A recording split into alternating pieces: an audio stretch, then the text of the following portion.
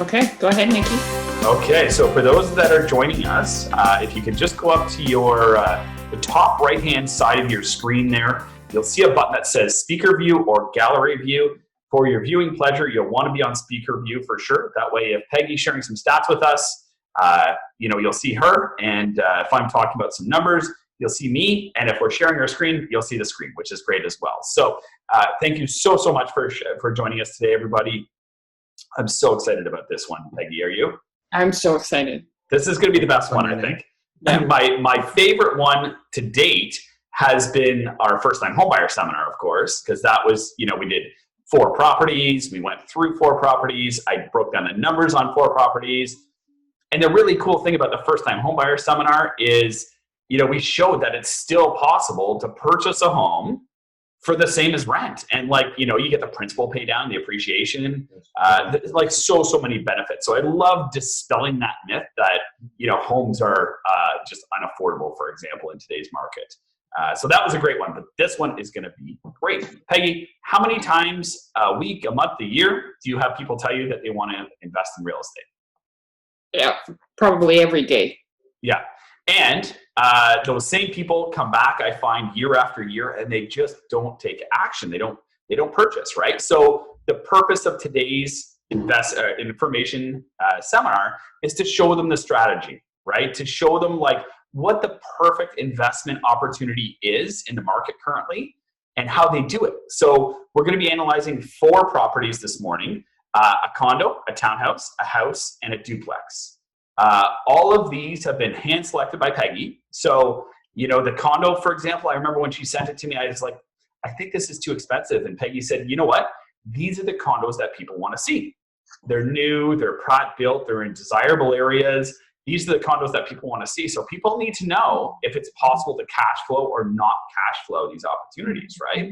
The townhouse is probably the best deal on a townhouse that you're going to find in Barrie. Likely maybe even sold this weekend. The house is a great one, the duplex, and then we have a bonus conversation at the end as well. So I'm super excited to get started. Peggy, are you as well?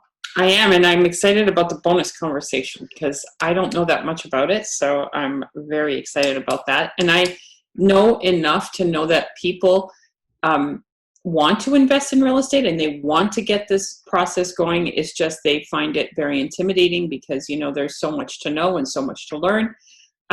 So we want to take it step by step and just kind of take the fear out of it for people and just kind of show you actually how easy it is. And I find that once you do it once, it's a bit of an addiction. You want more and more and more and more, because that's how it happened to me. Did it once and then I had to have more. Yeah, you get bitten by the bug, right? Yeah. And then once you get bitten by the bug, I find it's really uncommon for 2 people in a relationship, say husband and wife, both people to get bit by the bug.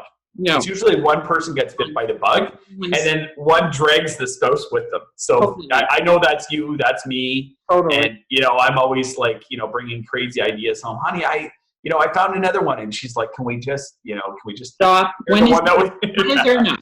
Do we not? So my philosophy, and I know yours, is that every homeowner should also have one investment property, and I'm going to show you all the benefits of that this morning. We're going to speak to some of the opportunities, like I say, that are in the market currently. So let me go ahead and share my screen really quick. I'm going to show everybody sort of a quick agenda of this morning. And Peggy, if you could just let me know if you see that okay. We're good. Okay, great. So market update and statistics. We're going to start with that in a moment with Peggy. She's going to give us sort of like a really quick and brief overview of what's happening in the market, because that's always what everybody wants to know about. I'm going to jump into possible forms of down payment, and I'm going to show everybody who's watching today how to calculate the amount of available equity in your home. It's super easy to do, and most people just don't know that it's even available. Then what we're going to do is we're going to analyze 4 specific opportunities that are available in the market right now. And then, of course, our bonus conversation, which I know I'm excited about and you're very excited about as well, Peggy. Totally. Okay, great. So Peggy, why don't you start by sharing some market stats for us? Okay, so I'm going to share my screen. You tell me when you can see it. Yep. And I made sure not to have too many tabs on Amazon open today.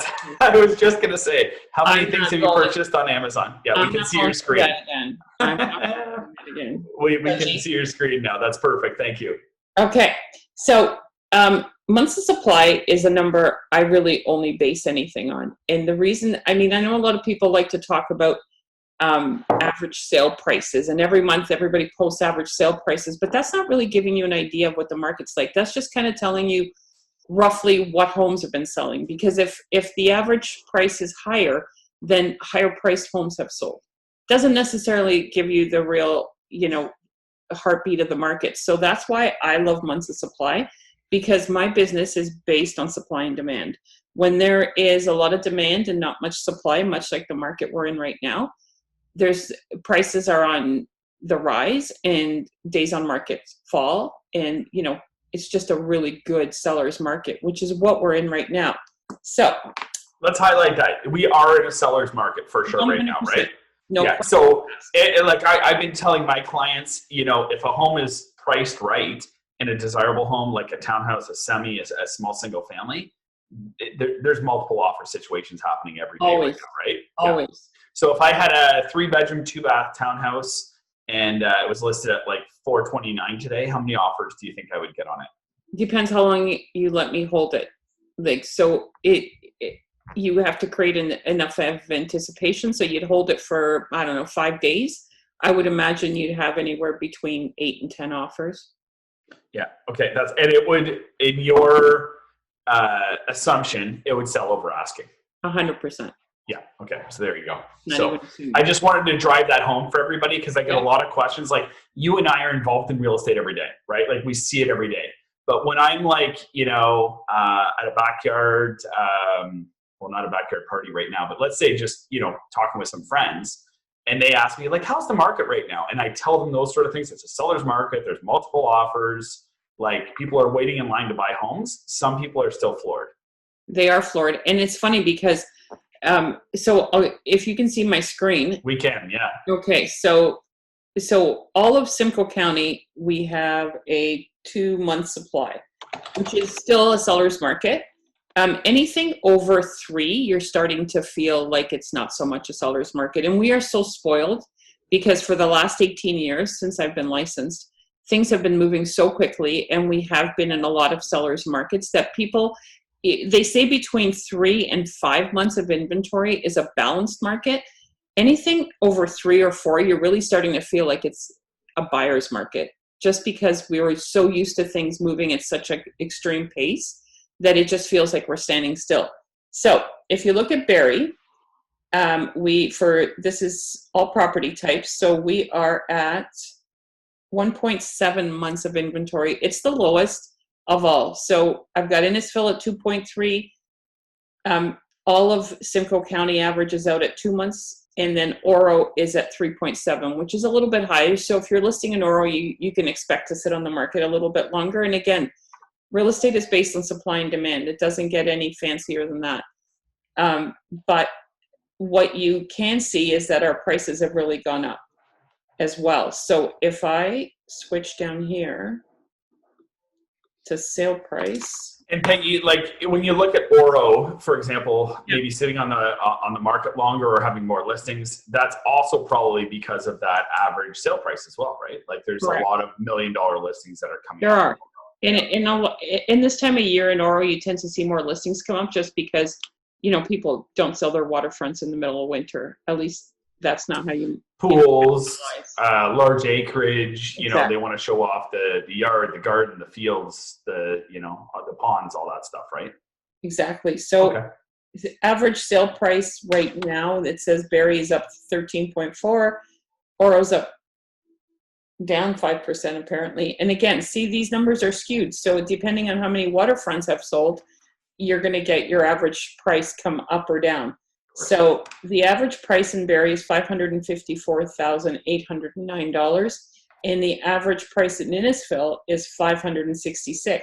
Innisfil has seen the highest rise in prices, but it was because it was so battered in 2017. They saw the lowest, like They saw such a change in prices in Innisfil. But when I tell people that are coming up from Toronto now that Innisfil is more expensive than Barrie, they don't believe me. Or like 100%. tell somebody that, like, you find somebody that lived in Barrie 20 years ago, 15 years ago, who moved to the city and they want to move back. And they're like, well, we were thinking Innisfil because it's closer to Toronto. Yeah. You tell that person that used to live in Barrie that Innisfil is more expensive than Barrie, and they're floored. Like, they cannot believe it. But things move south, right? So, and north for that matter. So I grew up in Newmarket. Bradford was not a very popular place when I grew up. Now, to buy a little home in Bradford, you better bring your checkbook, right? Well, and they don't have a lot of inventory in Bradford either. Alliston, Bradford, all those places are very short in inventory. Yeah. So you're going to capitalize. If you're selling now, you're capitalizing on your investment. And I've said this so many times during COVID, in March and April, I really wasn't reaching out. I wasn't saying sell your house because I really didn't know what was going to happen, much like everybody else. But it only stands to reason when you have supply levels like this, that it's not going to get much better of a time to sell in Barrie, Innisfil, Springwater. We just don't have the inventory to facilitate the buyers. So that's my market update. Still a great time to buy a house, and definitely an even better time to sell your house. Okay, cool. Great. So if you want to stop sharing, I'm going to reshare. So again, for anybody that's tuning in right now, we're covering 4 investment opportunities in Barrie today: a condo, a townhouse, a house, and a duplex. Now, if you've ever thought about investing in real estate, you're tuned into the right seminar, because we're going to go through all the numbers on each. I'm going to get Peggy to just give you, a very quick run through on each listings. Peggy, even if you just want to comment on, the street, the neighborhood, the price, that sort of thing, that'd be really great. Again, everybody, we're looking at these as investment opportunities. So, when I show you that the condo, for example, maybe doesn't carry itself, that doesn't mean it's not a great condo for you to purchase personally or put your folks in or move in with a friend. This is strictly for investments, okay? So what we're talking about today is just investment properties. If anybody has any questions on first-time home buyers or purchasing a property like this with 5% down, moving into it, maybe sharing it with a friend, we can answer those questions as well.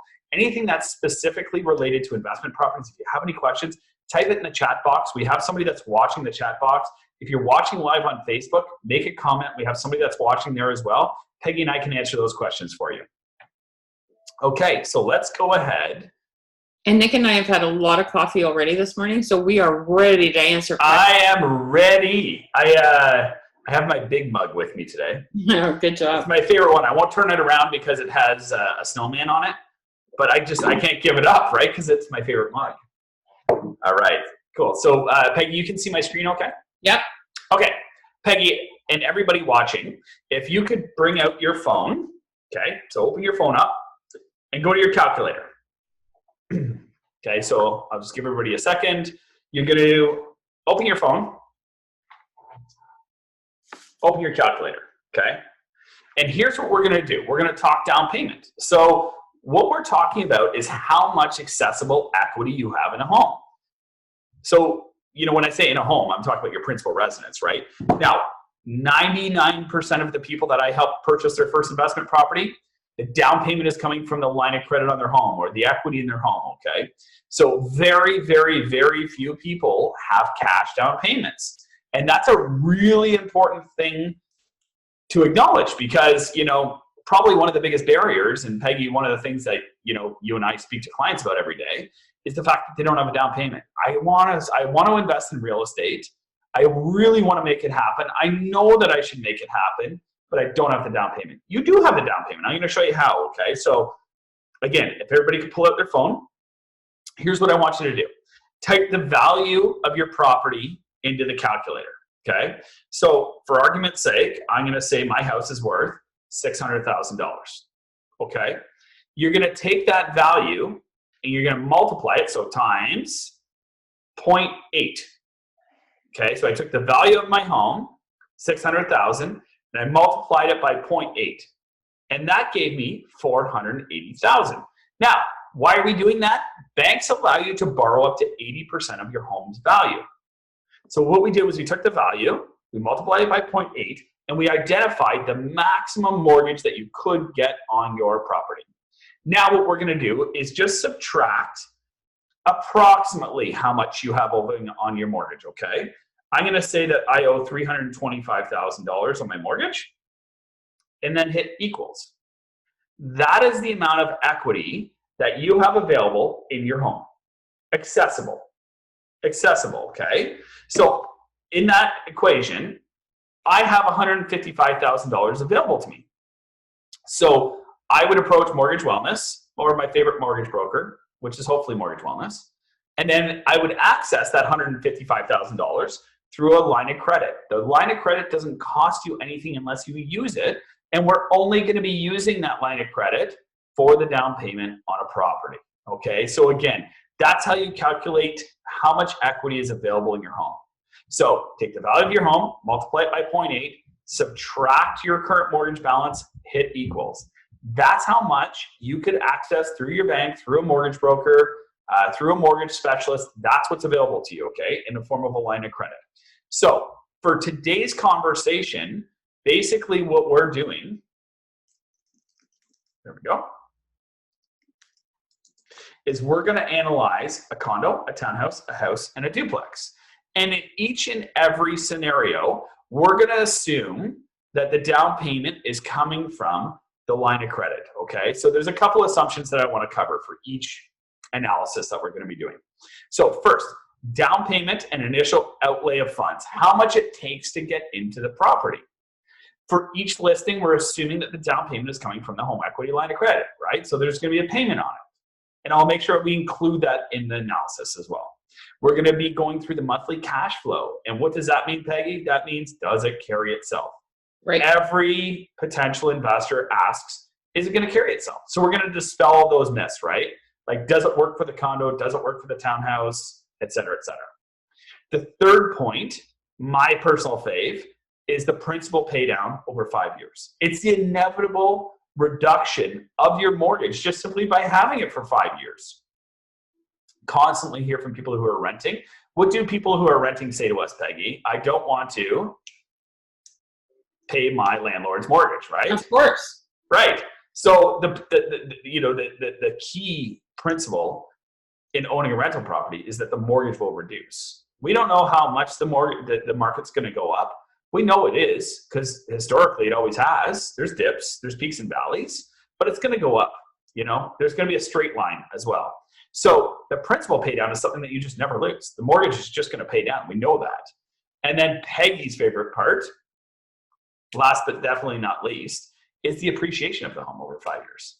So Peggy, I know you dislike when I only use 3% appreciation, right? Because it's like, it's probably half or maybe even a third of the reality, right? Yeah. So, you know, I could, for anybody that's on the call, I could show you 10 or 15 homes that appreciated, you know, far more than 3% in the last 5 years. I mean, I could probably show you 100 or so homes, maybe even 1,000, because almost every home has gone up more than 3% per year over the last 5 years, right? To put it in perspective, Barrie Yes. homes have gone up 13% this year. So that just kind of puts the numbers in perspective, right? But I'd like that you use the lower numbers because I want this to be, because that will account for the years that you have your rental property and the market does go down, if that ever happens. And it's Totally. inevitable. Yeah, totally. Yeah, exactly. So, you know, there you go. So the homes in Simcoe County appreciated by 13% in the previous 12 months. Yep. Now, while I'm compounding, I'm using 15% over 5 years. We just saw 13% in 1 year. So these numbers are super conservative, okay? All right, you ready for the first one? Ready. So tell us all the great things about this building, Peggy, everything you know about it. I mean, it's like condos in this building sell, and they sell quick. Are you on the condo? I don't see it on your screen. Oh, you don't see it?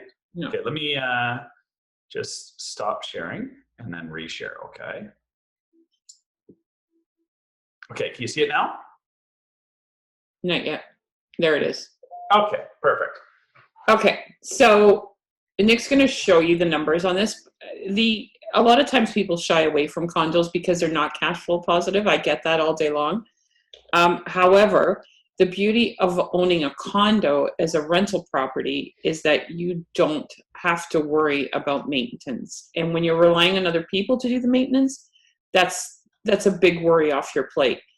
I would say the bad part of it would be that, tenants, if they're misbehaving, or some condos have ridiculous rules. So, you're going to get the call from the property management, your tenant's doing this, your tenant's doing that, or they're smoking outside, or they're parking where they shouldn't.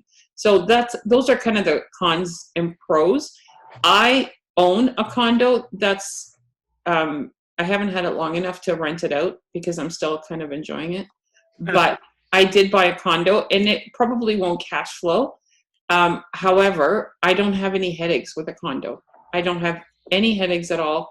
So this particular condo is you're going to do the numbers now, Nick? Yeah, I'm going to do the math. But Peggy, these condos sell quickly. They do. And they appreciate, right? They do, and it's right by the 400. So you're like, you can see the 400 from there. Yeah, so, tell everybody where that is, just in case they don't know, maybe. So it's just off Bayfield Street. It's behind the Bayfield Mall, basically, is where Coulter Street is.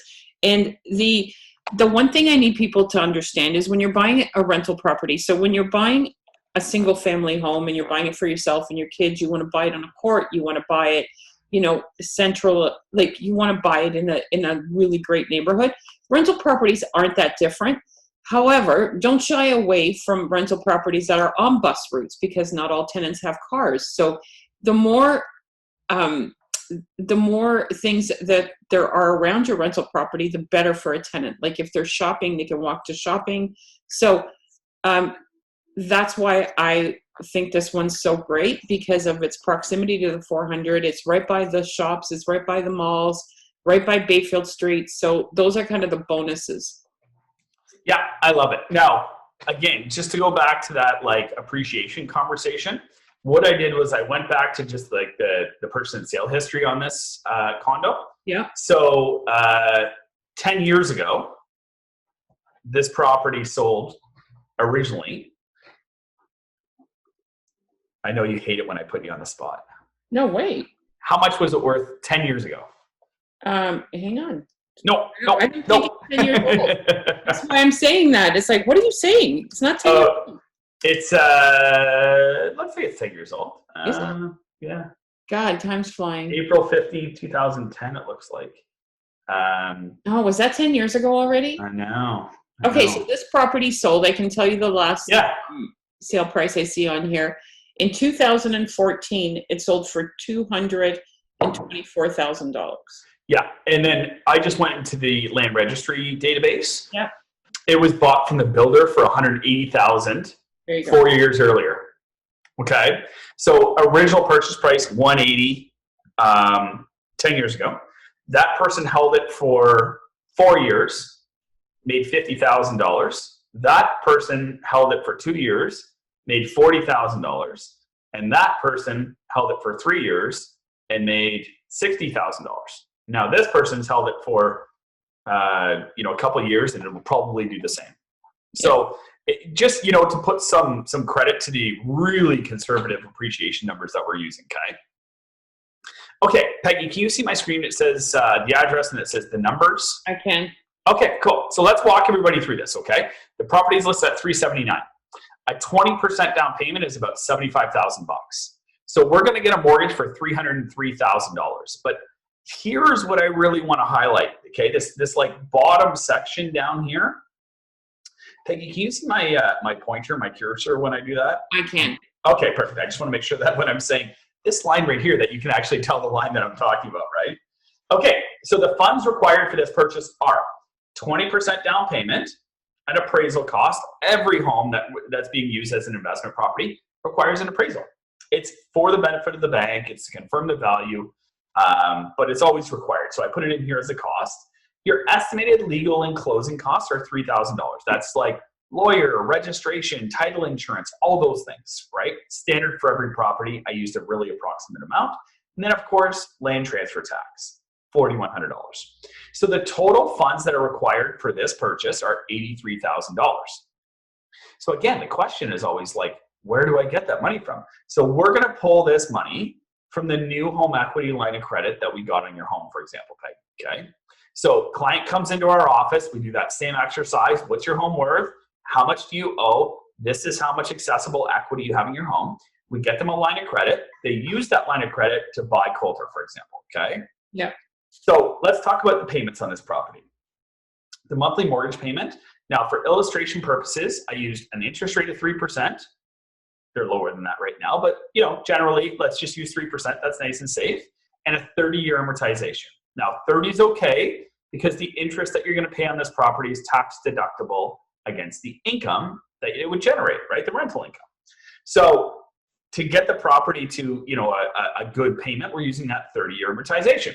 So estimated monthly mortgage payment is $1,275. Property tax is $250.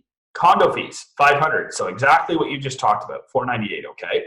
So what do you get in exchange for the condo fees? You don't have to worry about the roof. You don't have to worry about the windows, the maintenance, the parking lot, the snow removal, nothing, right?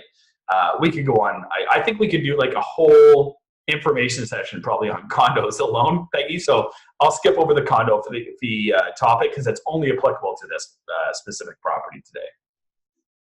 Yep. Monthly property insurance, $50. And the estimated payment on the home equity line of credit is $204. So again, what we've done is I took that $83,000 and I put a payment on it. Okay, it's $204 a month. So your total monthly payment on this property is $2,200. Now, if you had cash for your down payment, which a lot of people don't, this payment would be about $2,000 a month. Now, I think you'd probably be hard pressed to rent this property out for $2,000 a month. Do you agree, Peggy? Yeah, you probably could get 18, 19 for it. So this one's close, okay? So I would say if you were looking at purchasing this property or a condo in today's market, you would have to do it with a cash down payment, right? Because then you remove this $200 cost. You're in around $2,000 a month. Maybe you put a little bit more down. Or if there's a benefit, meaning like I have a great tenant, they want to be in this building, they're willing to pay $2,000 a month, it makes sense for me. So we get that a lot, and I'm sure you do too, right? So where we usually see that is, I have a friend, nice family, parents are splitting up, for example, and mom's keeping the nice big property, like, I guess that'd be like East Bayfield sort of thing, West Bayfield sort of area. Mom is keeping the home with the kids. Dad needs a place close by. He still wants to be in the same school district, wants to be close to the kids, for example. He's not taking anything out of the relationship, or maybe she's not, for example, but he wants a place to live. He's okay with $2,000 a month. He can't find anything in the school district. And if he can't, it's going to make it really tough to manage, joint custody and school drops offs and that sort of thing. And for that reason, my friend is willing to pay $2,000 a month. Now, if that person had, a cash down payment, then it would carry for $2,000 a month. And that's a great investment opportunity, don't you think? Totally. Yeah. Okay, cool. So here's the return. Okay. So over the course of 5 years, this mortgage is going to pay down by $33,000 without doing a thing. That's monthly payments. It's not accelerated biweekly. There's no additional payments. Like without doing anything, Peggy, it'll pay down by $33,000. Right. Okay. I put no cash flow in here, zero. Okay. So again, some people may say, why would you want to buy a home with no cash flow? But we know that those opportunities exist for whatever reason, and we're going to be analyzing for these opportunities. So this is just the one for the condo, right? Now, if I take $379 and I apply a 3% appreciation to it every year, that means that it should appreciate by $60,000 over the 5 years. And the principal pay down plus the principal pay down plus the appreciation gives me a total return of $94,000 over 5 years. And that's just really cool. So let me wrap this up for you, okay? And I'll show you sort of what we're talking about. The goal in each one of these scenarios is to refinance after the 5 years and repay yourself for your initial investment, right? You want to pay yourself back.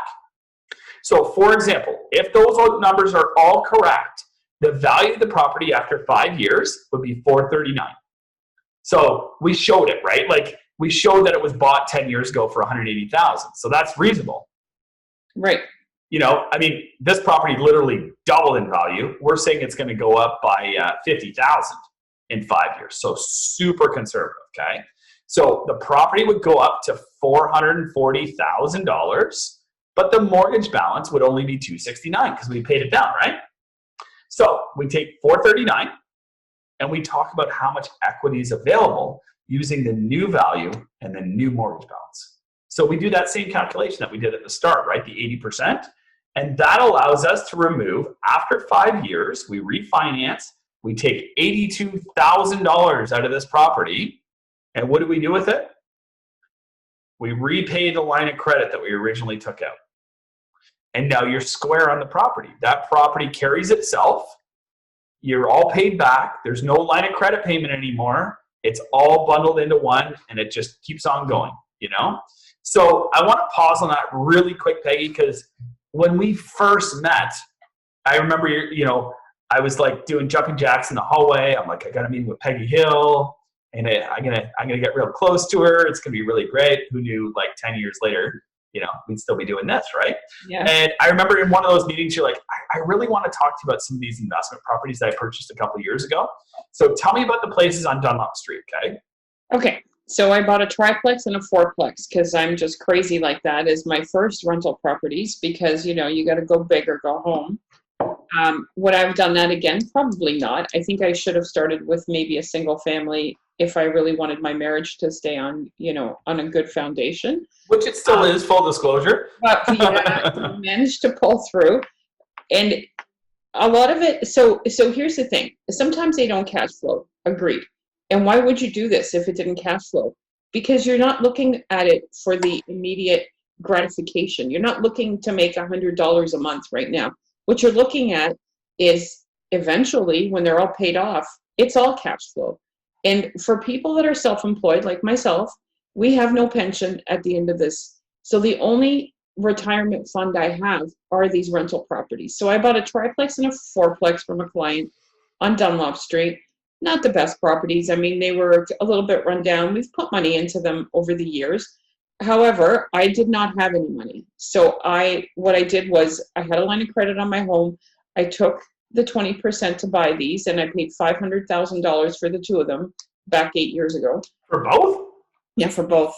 Wow. Yeah. So is it safe to say that just one of those properties would be $500,000 or more right now? Probably. Yeah. Like the triplex would be $700,000, I'm thinking. Right. But so what I've invested is 8 years of work, sweat equity, because, you know, things will break down or, you know, you have to collect the rent, you have to deal with tenants, which is fine. I think my husband's there today fixing the laundry sink or something.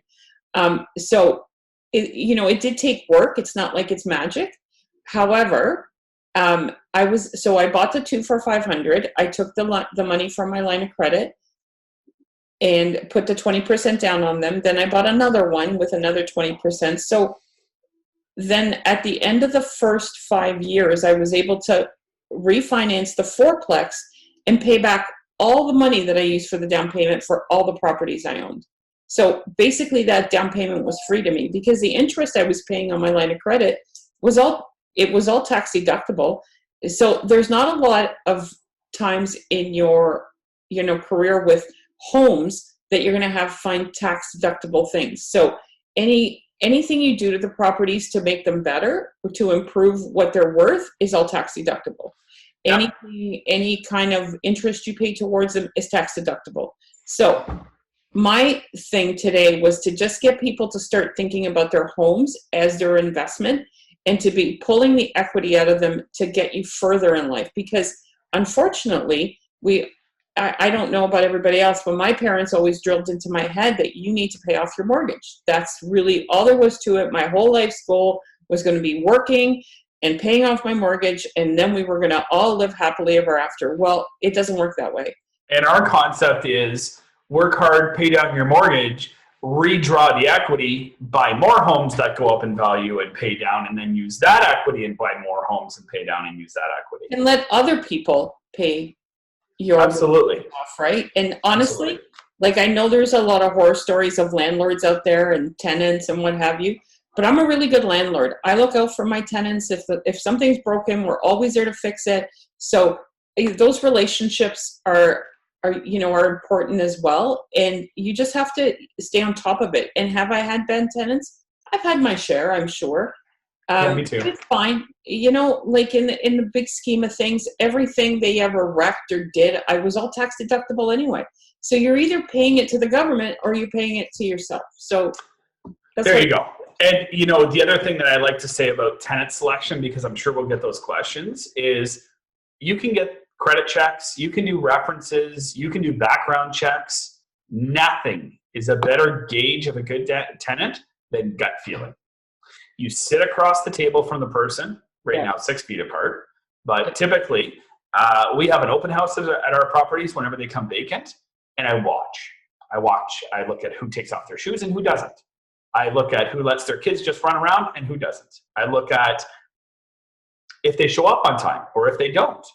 And when I request a credit bureau, I'm not necessarily looking at the history on the credit bureau. I want to actually see how long it takes them to respond and how diligent they are in getting me that credit report quickly. Yeah. And how professional their communication is. And those conversations and those interactions, I think, are a better judge of a good tenant than a credit bureau or a background check is. I know you'll agree with that, Peggy. And Facebook. Don't forget about Facebook. Creep. My friend Terry, you got to creep everybody. Oh my gosh, that is so funny. Okay, let's move on to the townhouse. So, the same framework, we've used that for all 4 of these listings, right, Peggy? So the first one took a little bit longer to go through. The next 3 won't take as long because now you understand the concept, right? Okay. The numbers, the payment, the return, the opportunity. The numbers, the payment, the return, the opportunity. So tell us about Christie Crescent and this house that's, it's like, I think it's probably one of the best deals in Barrie right now, $405,000. It is. So let's see here. So 405. So it did just sell. Okay. So this one just sold. But that's okay. We're not here to try and sell Christie. Like Peggy she's always so upfront about this. We're not here to sell homes. We're here to provide information. We're not gonna, we're not here saying, hey, buy Christie Crescent. We want to use this as a financial model to show people like this is a good opportunity or it's not, Right. So Christie Crescent was not our listing, just for disclosure's sake. It sold for $390,000 on the 3rd of July. Wow. So somebody got a great deal on that house. Yeah. So the thing with this property, so it was purchased. I only see one transfer on here in 1993. Yeah. For $106,000. There we go. Okay. And it would have been pretty much brand new back then. Yeah. So, like I've heard before that real estate doubles every 10 years, right? Yeah, I think many people have heard that. So let's just do some quick math, okay? Yep. For argument's sake, it was $100,000 in 93. 10 years later, in 2003, it should have been $200,000. Sounds about right, doesn't it? Yep. 10 years later, in 2013, $400,000. Well, that's maybe a little hefty because in 2020, here we are, it sold for $400,000. I'm still okay with those numbers. And here's the thing. It's still more than 3% a year. It's a hell of a lot more than 3% per year. Exactly. Okay, cool. So, homes on this streets around it, Peggy, they sell quickly, I would think, because they're all around this price. Very much so. Okay, cool. So let me go into the numbers, okay? Yeah. This is a great one. I would have purchased this one personally, for sure. So I have the purchase price in it here at $405. It sold for $390, which is even better. The down payment on this home, again, all these opportunities, we're looking at 20% down, $81,000. The mortgage then is $324. Don't look at this too much, okay? Just look at this. This right here. Look at this. You don't really have to look at this too much. $81,000 is required for down payment. Again, appraisal, legal, land transfer. So how much are we pulling from our line of credit, our new line of credit? $89,000. So let's roll that into the next one, okay? The mortgage payment on this home is only $1,300. So, I'm going to pause on that for one quick sec, okay? Because Like, Peggy, let's go back to that first-time homebuyer scenario. When somebody calls me and they're like, I found the perfect house on Christie Crescent, and my parents are giving me living wills are very common right now. Like, so I want to give you the money while I'm alive and I can see you use it, sort of thing. So parents will give each one of the kids 50,000, 80,000, 100,000. So when kids call me, I'll say kids because like first-time homebuyers happening more frequently. I have 80,000. I want to buy the home on Christie Crescent. I have 20% down. The monthly mortgage payment is $1,300 and the taxes are $211. So they could own this home for $1,500, $1,600. And they could not rent this home for $1,500. Nope. And we're going to show that in a minute. Okay. So mortgage payment, property tax, the insurance I bumped up a little bit. Okay. So $75 a month. And then in this case, again, we're going back to using that down payment from your home equity line of credit. So this $90,000 would come from your home equity line of credit. So your total payment on this house is $1,868 a month. Like, it's amazing, right? It is amazing. So let's look at the return then, okay? I put the rent at $1,950 per month, and that's over a 5-year period. So maybe it starts at $1,875, $1,900, $1,910, $1,925, and it goes all the way up or whatever. But we're going to level it all the way out at $1,950 a month, consistently for the 5-year term. The pay down over 5 years is $36,000. Getting that cash flow every month is going to get you $5,000.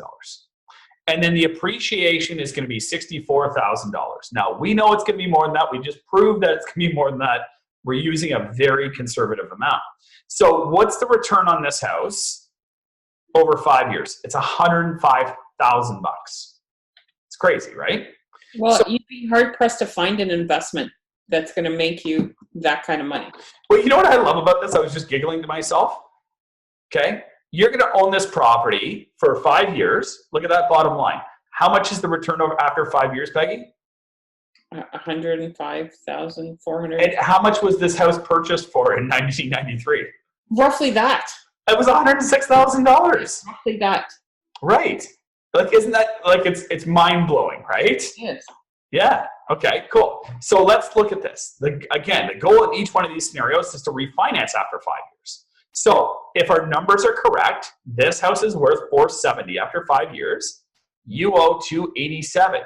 We refinance it to 80% of the $470, and we put $88,000 in our jeans. Okay, so what do we do with that money? We go back, we pay off this line of credit that we originally used to buy the property. And then what do? We buy another one. But no, let's just focus on this one right now, okay? So again, it's worth $470. You paid it down to $287. We refinance it. We pull out the $88,000. We pay off the line of credit. So this property would have been a fabulous investment. Fabulous. Probably it's my second favorite. The duplex I'm going to show you is my favorite. This is my second favorite. Okay. Single family home. So get this question all the time. Most commonly what we see is somebody's driving home from work. They see a coming soon sign. They think, man, I already live on a great street. Moyer is a great street. Why don't I double down? Why don't I buy the house down the street? When I mow my lawn, I'll mow that lawn. If the tenant needs anything, I'll mosey down there. I'll fix it up. This is like a textbook perfect single family home. Look at the grass is green. There's a little tree in the front yard. Original walkway, so you can update that and put in some airlocking, make it look a little nicer, but they've taken great care of it, right? Like, it's clean. So tell us about Moyer. Okay, so I'm just trying to see what it was bought for. Do you know that? Yeah, I can probably, let me just go up to it. I had it up this morning. Yeah, I got it right here. Okay, so Moyer, come on, yeah. So this is a great example. This is perfect. I got it. August 30th in 1996. It was bought for $121,000. Yeah, well, I like the last transaction better actually. So take that number to now. So they bought it in 2012, which is not that long ago, 8 years ago. Yep. $250,000. And you can't hate them for it, right? No. They literally doubled their money. This home is listed for $500,000. Yep. So in 8 years, they doubled their money. So in that last one that we did for Christie Crescent, I said it should double every 10 years, right? And the last one, it didn't quite double in 10 years. Well, this one doubled in 8. So some are going to do it. Some are going to do better, right? Absolutely. And it's all based on neighborhood. Yeah. Based on age when you buy it. So the older a home gets, if it's not looked after, obviously that's a bit of an issue. You know, you're not going to go up in value as fast. And in full disclosure, this home will probably sell over list. This one will sell over list. And when was it listed, Peggy? Do you know right now? It's 2 days on market. And so it'll sell this weekend likely. Yes. And it'll have multiple offers probably. Yeah. And it'll probably sell over list. Yep. And it's 1,200 square feet, 3 bedroom, 1.1 bath, like just your regular little home. Yeah. So what I want to drive home for everybody is, like, some people on the call may be thinking, well, excuse me, how can I ever buy an investment property like? Well, like, what we're trying to show is you need to buy the right home at the right price. And, you know, do you want to bid on this home as an investor? Maybe not. I'll show you the numbers. But Christie Crescent, I did the numbers at 405, and it's still there was tons of room there. You could have paid 420 for that house. Yeah. Moyer Crescent might be better for a family to buy, for example. But let's look at the long-term play on it. The principal pay down, the appreciation. These people doubled their money in 8 years. And I mean, I'm happy that they did. So this home is $499,900. If it was purchased at list price, your down payment would be $100,000. Okay. Yep. So $100,000 appraisal, legal fees, and land transfer tax. You need about $109,000 to buy this property. And where are we going to get that? We're going to get it from the line of credit, right? So there's the payment on the line of credit on this next screen here. So the monthly mortgage payment is $1,682. The property taxes are $277. A little bit of insurance, and again that payment on the home equity line of credit. There's no condo fees on this home, just like Christie Crescent. So I like to leave that in there because, like, I really want to illustrate that, right? Like, there's on the first one there's condo fees. On this one there's no condo fees. So your total monthly payment is $2,300 on this property. Now, I left zero cash flow in this property. Like the condo, I think you could only cash flow this home. Yeah. So break even if you bought it with cash. Okay. So if you didn't have the home equity line of credit, for example. So the townhouse, you could have had a home equity line of credit. It still breaks even, still makes a little bit of money. It actually made $5,000 over 5 years. So that's kind of cool. Okay. And the condo did not, right? So the condo was a great, like, cash purchase. This is also, I think, a really good cash purchase. What do you think this home would rent for, Peggy? $1,800. Yeah, I was thinking $2,000. Like, it's clean. It's look. Yeah. Like, you know, look at cute, clean. That's fair. Well kept. You know, because the townhouses that we looked up, Peggy and I did about an hour together yesterday on Kijiji, looking for rental ads for all these homes. And the townhouses, surprisingly, were almost the most expensive. They were about $2,000 a month, right? Yeah. So single family home, maybe it's $2,000 a month. So I'm going to say that there's zero cash flow on this home, okay? Okay. However, there's principal pay down of $44,000, and there's estimated appreciation of $80,000 over 5 years. Now, we know that this is a little bit of baloney because they made $125,000 in the last 5 years, right? So this is a super conservative number. An investor buying this property should make $125,000 over 5 years. Does that make sense? Totally. Again, if we want to repay ourselves, the house should be worth $580. We're going to owe $355.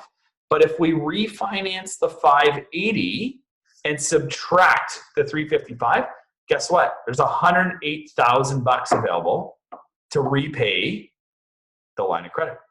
In this scenario, it lines up perfectly, Peggy. You actually repay 100% of your line of credit that you borrowed, which is so cool, right? So, like, that is the magic, right? Borrow the money from your line of credit, have the rental property pay the line of credit. After 5 years, refinance, pay the line of credit back. And you know what? Honestly, for everyone listening, please don't be afraid of the fact that you're not making money monthly right now. That's not really what you're into it. Whether it cash flows or not is irrelevant. What you're trying to do is build your equity so you can use that equity to move on and buy more. And at the end of the day, when they're paid off, that's where your real money comes in. Like a lot of my investors do not have any money coming from these properties at the time. They're making their payments, their mortgage is paid for, but there's no tangible $100, $200 cash flow. But they don't care because they understand how the game is played. The game is played that you buy and hold. It's not buy and sell, it's buy and hold. And when you buy and hold, your payoff is going to come after that 5 years when you can use the equity to buy 2 more. That's all I had to say. That's right. So the other thing that I'll mention on cash flow is that, in a lot of circumstances, let's say, a married couple comes in to see you about purchasing 40 Moyer as an investment property, Peggy. You send them over to me as you always do. Thank you very much. Love you for that. He works at Hydro and she's a teacher. So they both make $100,000 a year. And they know that there's something more to their pension than just their pension, right? So they want to buy an investment property. We see this all the time. That couple, I would have a really hard time telling that couple to buy something with high cash flow. Yeah. Like their income tax rate is 40%. They're going to be penalized. They'll be penalized on the cash flow. So, a cash flow neutral investment property that has way higher opportunity for appreciation might be best for them. Like Moyer, if they said, hey, listen, I'm okay with being totally neutral on Moyer because I know that Moyer is going to go from 5 to 7 in the next 5 years, that's a great opportunity for them. And that's why I wanted to bring that up, because I know a lot of people are sometimes worried when they hear there's no cash flow. It doesn't matter. You're not in it for that $100 a month. That's not what you're in it for. And if you are making that $100 a month, you're probably getting taxed on it anyway. So don't do it. That's right. That's right. So tell us about this property, Peggy. Okay. So I liked it. This is my favorite one on the tour today. So this is a duplex, right? It is a duplex. Yes. So, when you're talking cash flow, and a lot of people want cash flow, this is really the only way. If you're buying a rental property in Barrie, the only way you're truly going to cash flow, if that's what your head's at and that's what you want at the end of the day, you're going to have to buy a duplex, because you have one property with 2 tenants, two sets of tenants, and that's really it. Okay, so this property was purchased. I love this. You're going to like this one, Nick. I love it. I'm laughing because I just looked it up. I'm like, this is so good. $131,000. So guys, $131,000, and it was 2001, right? 1999. Okay, there you go. Yeah. Okay. No, look at this. It's on a busy street, but it doesn't matter because it's a rental property and it's still appreciated just as well as everything else. So I believe, is this home sold, Peggy? It has an offer on it right now. Yeah. Okay. It's not firm. Okay. So let's go through this one because I saved this one for last. It's a duplex. Yep. And just after we cover this, we're going to get our special guest to chime in here, Justin. And don't leave, guys, because Justin has some amazing things to tell you that is really going to make all this come together for you. That's right. That's right. So just, go ahead and stay tuned in. The next piece will be very interesting for, I'd say, the savvy investor that's looking to do a little more. Okay. So we covered the condo, we covered the townhouse, we covered the single family home. The best investment so far, so that you're cash flow neutral plus a little bit, was Christie Crescent. The best opportunity from an appreciation standpoint so far is Moyer. Okay, this will be the best opportunity you see today from a cash flow standpoint. I promise you that. So cute house, duplex, busy street, all brick, like great looking house, detached garage. Yeah. So this house is listed at $585,000. So your 20% down payment would be $117,000.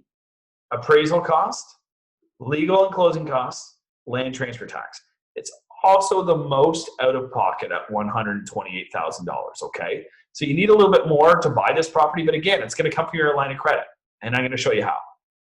So the estimated monthly mortgage payment is $2,000 a month, $1,968 a month, plus the property taxes. Again, there's no condo fee, a little bit of insurance.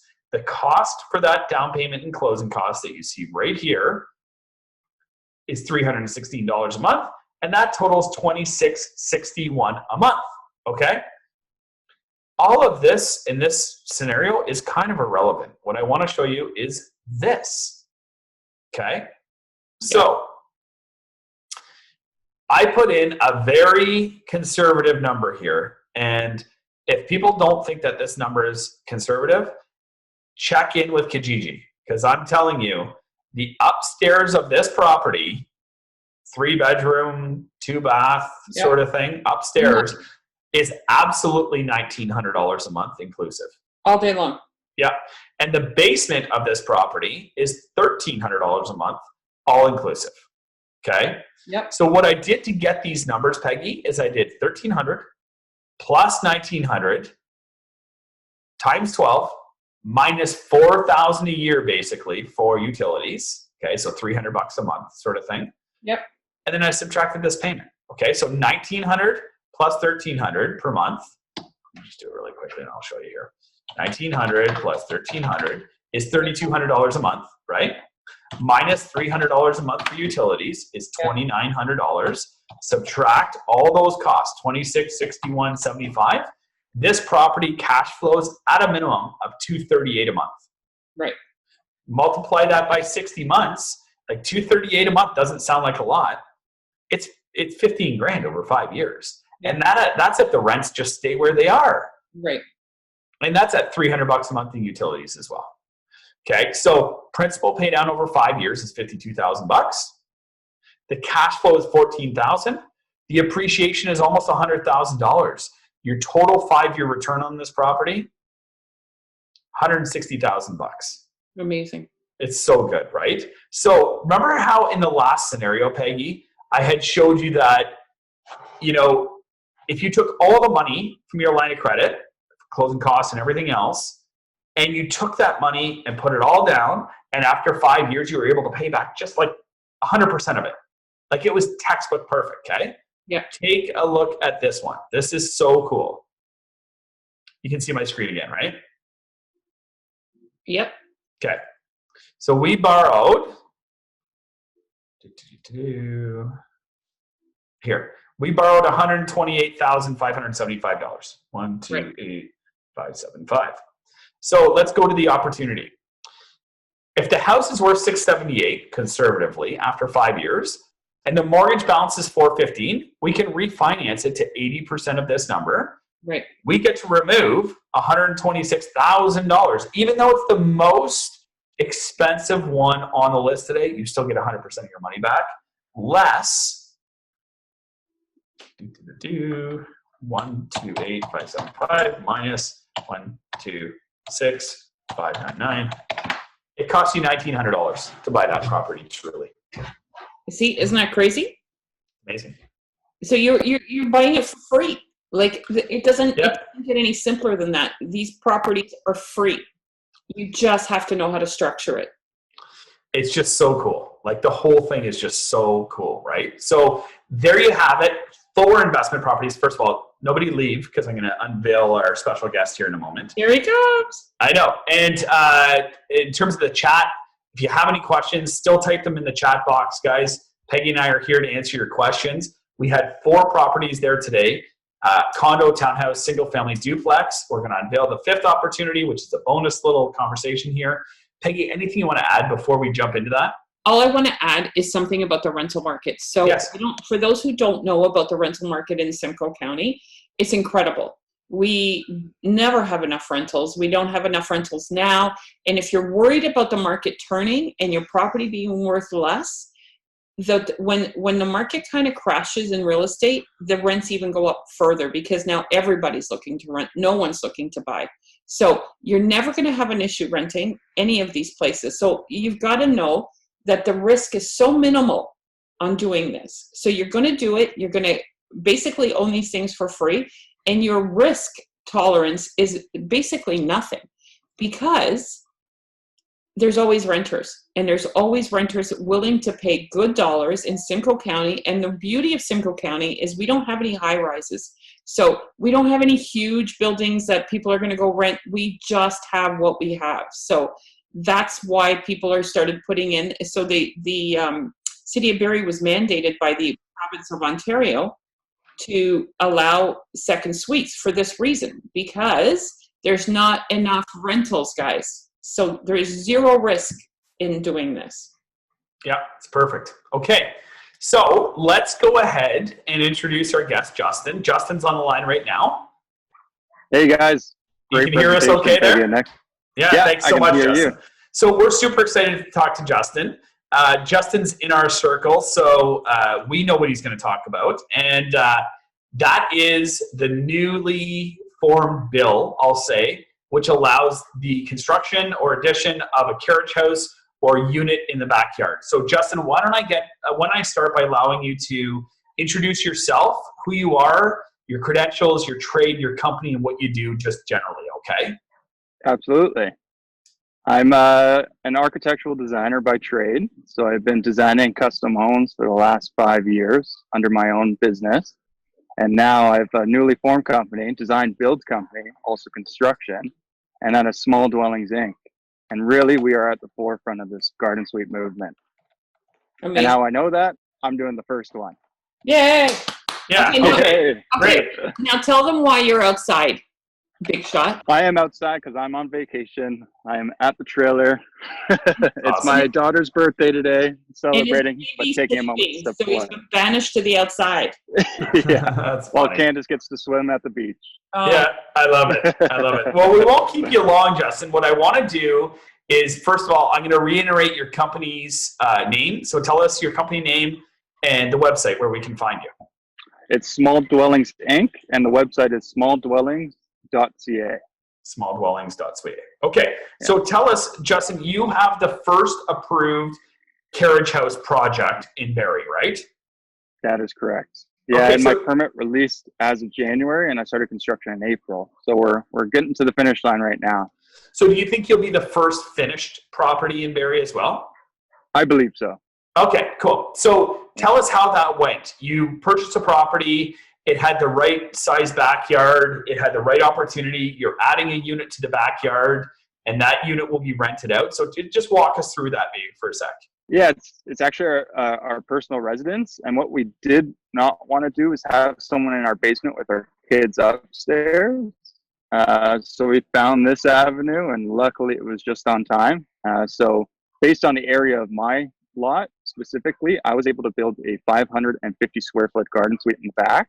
And with the accessibility aspect of it, I'm still able to retain most of my backyard. It's almost like a detached garage off to one side. That's so cool. Now, just generally speaking, Justin, how much do you think the addition of, like, say, a 550 square foot dwelling would cost?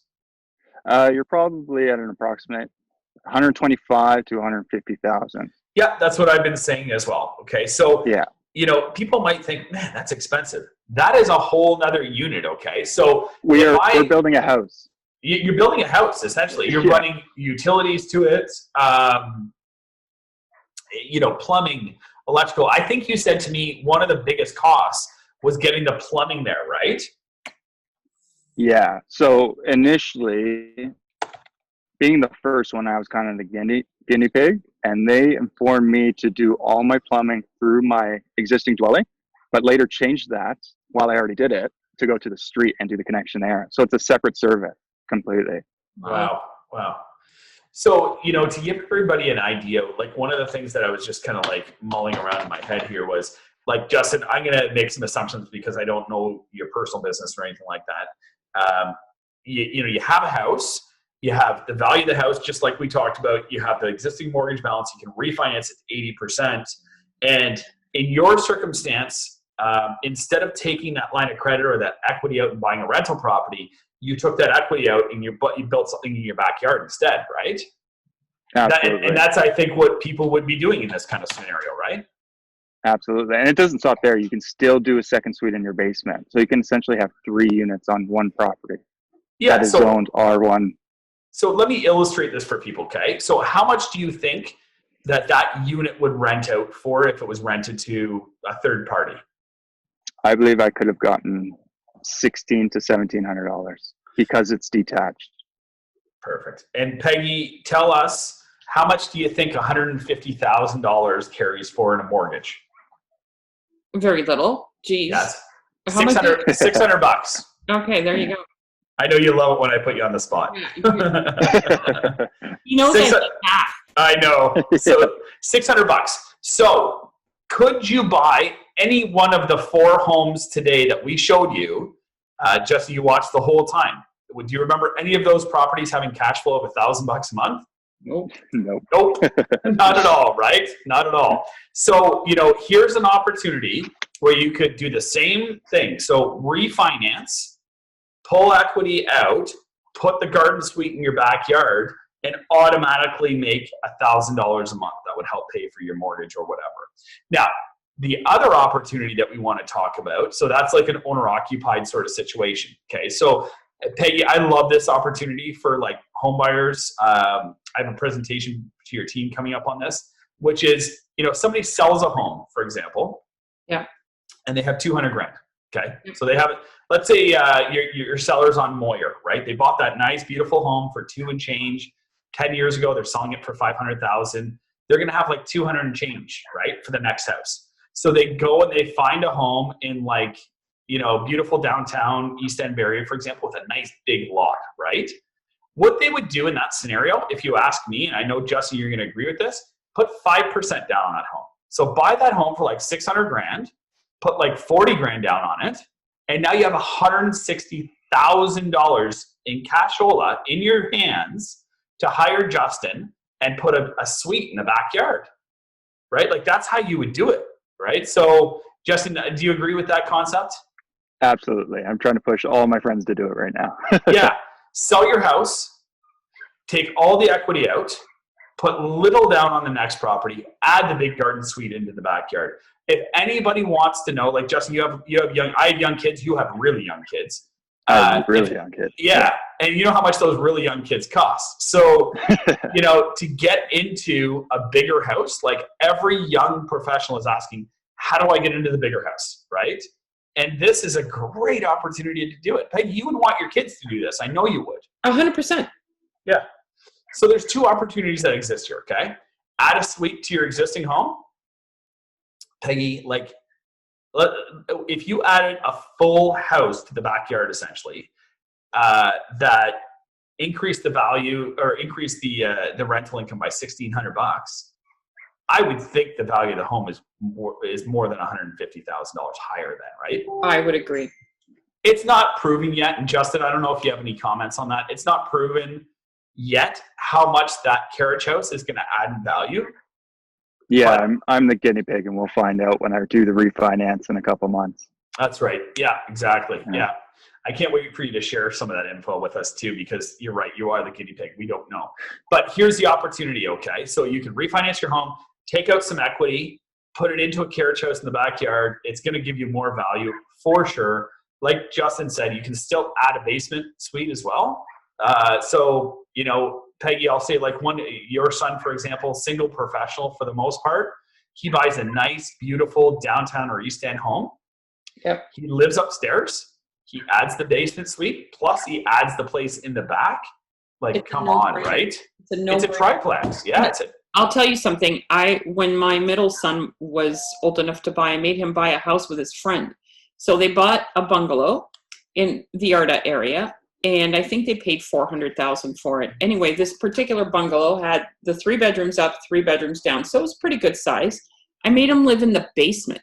I wouldn't let him go upstairs. I made him live in the basement with his buddy. They rented out a room, so that was another $500. Then the upstairs they rented out for almost $2,000 a month. So they have been living there for almost 5 years for free.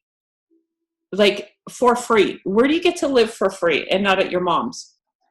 So how much do you think that home is worth today, do you think, Peggy, the home that they live in? I would say, I don't know, $556. And after my friend adds me a garden suite, it's going to be worth a lot more. So let's say, I think you're being conservative. I think that home's worth $600,000. Yeah. They bought it in 2016 for $440,000. Yeah. There you go. So 4 years ago, they bought it for $440,000. They've made $150,000 on that property in 4 years. And how old is that son? 26. Sorry, he just turned 26. Yeah. So 4 years ago, he was 22. So, hey, Justin, would you like to make $150,000 for doing nothing between the age of 22 and 25?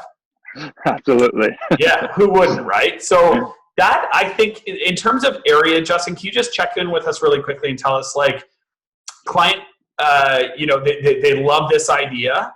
They're like, oh man, I'm going to visit smalldwellings.ca and I'm going to check this out because it's a really great idea. Where should they be looking? Is there certain areas in Barrie they should be looking or not looking? Is there a certain lot size that they have to, be looking at? Can you tell us about that? Yeah, absolutely. So they mandate that you can only have 10% of accessory structures on your lot. So look for lots that are at least 5,000 square feet. So things like 50 by 100. Mm-hmm. And that's going to give you the accessibility for the equipment to go to the backyard too, which is something people neglect all the time when purchasing these properties for the garden suite. They don't think about the accessibility factor, which could drive up costs as well. So things like a driveway going to the backyard as an existing driveway, we can just continue right on back into the backyard to the garden suite. Right. Which would be ideal, right? So, Exactly. like, we're talking for the most part downtown, East End, Allendale. All these areas, Peggy. Yeah, there's actually a lot of areas because 50 by 100 is not exactly an exceptional lot. Like, it's an average size lot. You'd find that in tall trees or something like that, I would think, too, right? Yeah. Absolutely. Arda, like older parts of Arda, like most of the lots are at least that size. But what I really want Justin to speak on, because I know a lot of people get very intimidated by the process, but I really want you guys to realize that the city of Barrie isn't making it hard for you to do these things. Yes, there's things you need to follow, but Justin, would you say that that's true? Yeah, if you know what you're looking for and you hire the right people, Yeah. it's a fairly streamlined process. And even the second suites, Jess, can you speak on that? Like, I know there's grants for those. Absolutely. So County of Simcoe still has availability for $30,000, which is something I took advantage of because I have my mother-in-law moving in. So why not? It's amazing. Because you're smart. Yeah. And So it's amazing. not some crazy process where, you get refused. As long as you have the basics, you can work out the rest. Like, there's not this huge amount of red tape everywhere that everybody thinks. Absolutely. And it's just about that equity available in your home to get these grants. That's it. Right. That's all it is, right? So the grants are still available. That's what's, very important to know. Yeah. And the city and the county and actually the province, so I'll get you to speak on that in a second, Justin. They want these things to be done. They want these units to be added. So maybe Justin, just really quickly add, like the bill that was put into place, like that's an Ontario mandate, right? Yeah, this is provincial, and it's going to push municipalities to adopt these zoning bylaws to accommodate the garden suites. We need more affordable housing. It's true everywhere. Yeah. And then with the affordability aspect throughout the province, it's necessary now. I love it. That's great.